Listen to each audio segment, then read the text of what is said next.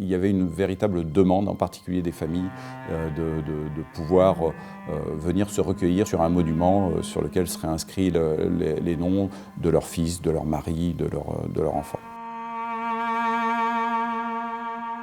Dans le prolongement d'un rapport qui a été réalisé en 2011 par le général Torrette, ancien chef d'état-major de l'armée de terre, m'a été confiée en 2016 la mission de présider le jury qui devait choisir le monument en question.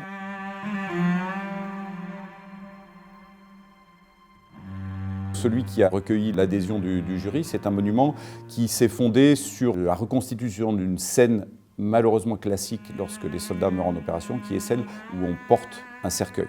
La seule différence par rapport à la réalité, c'est qu'on illustrera le cercueil par son absence, la mort par l'absence. On s'est tous mis en position de porteur, donc ça a été un scan de l'ensemble du groupe en premier temps. Ça a duré à peu près 1h30, 2 heures. Et puis après, une autre scan par personne. J'étais très fier que le chef m'ait choisi parmi tant d'autres, alors que dans la Légion étrangère, on est beaucoup, et je me sens honoré.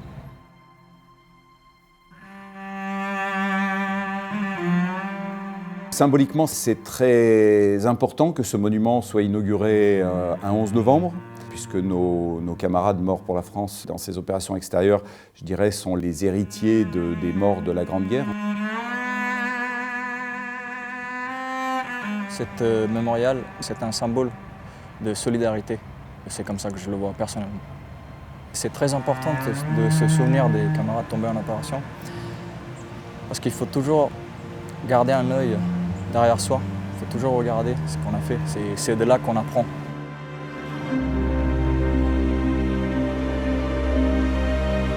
Cette cérémonie sera présidée par le président de la République, ce qui illustre, s'il en était besoin, l'importance que les plus hautes autorités de l'État attachent à l'inauguration de ce monument.